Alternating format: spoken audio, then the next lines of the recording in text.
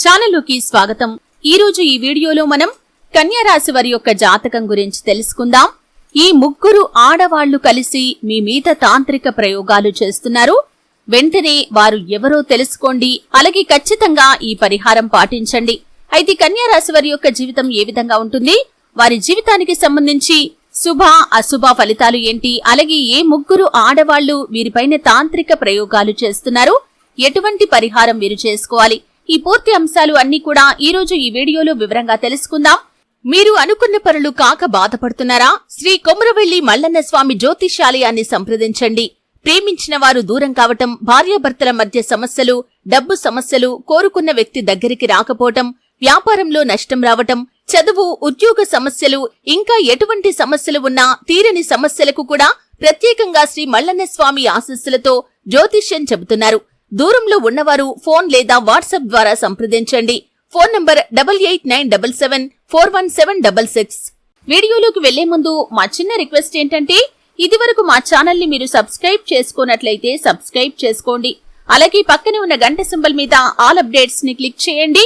అప్పుడే మేము అప్లోడ్ చేసే ప్రతి వీడియోకి మీకు నోటిఫికేషన్ అనేది వస్తుంది.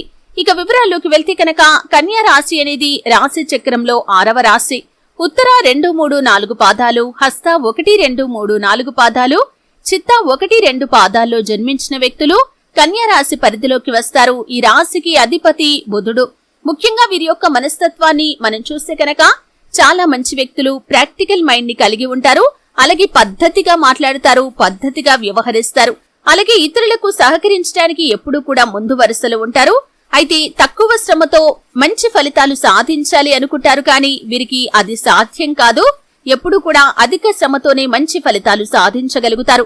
ఇతరుల విషయంలో జోక్యం చేసుకోరు, కానీ ఎక్కడ ఏ విషయం జరిగినా కానీ సమాచారం మాత్రం వీరికి ఖచ్చితంగా తెలుస్తుంది. కొత్తగా ఏ విషయాన్నైనా ప్రారంభించేందుకు ఎక్కువసార్లు ఆలోచిస్తూ ఉంటారు. అంత సులభంగా ఏ పని కూడా వీరు మొదలు పెట్టరు. ఆరోగ్యంపై కూడా శ్రద్ధ ఎక్కువగా తీసుకుంటారు. అయితే కన్యా రాశి వారి యొక్క జాతకం ప్రకారం వీరి జీవితంలో ముగ్గురు ఆడవాళ్లు వీరికి శత్రువుగా ఉన్నారు.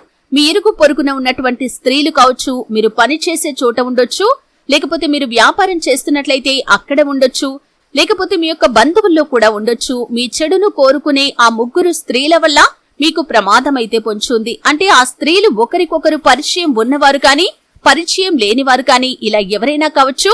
మీకు అటువంటి స్త్రీల వల్ల ప్రమాదమైతే పొంచుంది. మీరు ఎదుగుతుంటే చూసి ఓర్వజాలని గుణం వారు కలిగి ఉంటారు.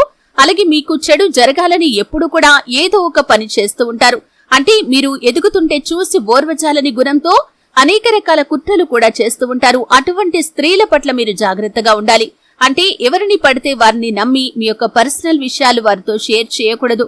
అలాగే ముఖ్యంగా మీ యొక్క ఎదుగుదలను చూసి కుళ్ళుకునే వ్యక్తులు మీ యొక్క జీవితంలో ఎవరైతే ఉన్నారో వారితో మీరు చాలా జాగ్రత్తగా ఉండాలి. ఎందుకంటే ఒక మనిషి మనం ఎదుగుతుంటే చూసి సంతోషపడుతున్నారా లేకపోతే కుళ్ళుకుంటున్నారా అనే విషయం ఖచ్చితంగా వారి యొక్క ప్రవర్తన ద్వారా, వారి యొక్క మాట తీరు ద్వారా మనకు అర్థమవుతుంది.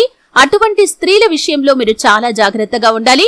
అలాగే ముఖ్యంగా తాంత్రిక ప్రయోగాలు ఎవరైనా చేస్తున్నట్లయితే కనుక ఆ యొక్క నెగిటివ్ ఎనర్జీ అనేది మిమ్మల్ని కానీ మీ కుటుంబాన్ని కానీ ఏమీ చేయకుండా ఉండటానికి ఈ చిన్న పరిహారం ఖచ్చితంగా చేసుకోండి.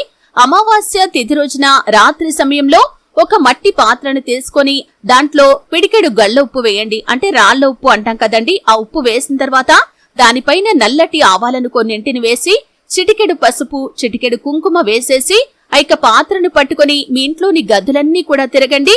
ఈ విధంగా తిరిగేసిన తర్వాత మీరు ఆ యొక్క పాత్రను మీ ఇంట్లో హాల్ రూమ్ లో ఒక మూలన పెట్టేసేయండి.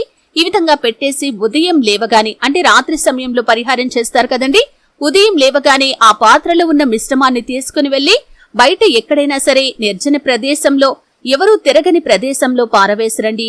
ప్రవహించే నీరు అందుబాటులో ఉంటే దాంట్లో పడవేయండి.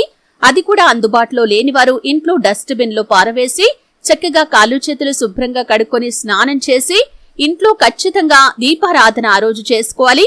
అలాగే ధూపం కూడా వేసుకోండి. ఈ విధంగా చేయటం వల్ల ఎటువంటి తాంత్రిక ప్రయోగాలు కూడా మిమ్మల్ని ఏమీ చేయలేవు. మీ ఒంట్లో కానీ మీ ఇంట్లో కానీ ఎటువంటి నెగటివ్ ఎనర్జీ ఉన్నా అదంతా కూడా బయటకు వెళ్లిపోతుంది. ఆర్థిక పురోగతి సాధిస్తారు. అలాగే మీ జీవితంలో మీకున్నటువంటి ప్రతి సమస్యకి కూడా ఖచ్చితంగా పరిష్కారం అనేది లభిస్తుంది. చూశారు కదండి. వీడియో నచ్చితే ఖచ్చితంగా లైక్ చేయండి. మరిన్ని మంచి మంచి వీడియోల కోసం ఇప్పుడే మా ఛానల్ ని సబ్స్క్రైబ్ చేసుకోండి.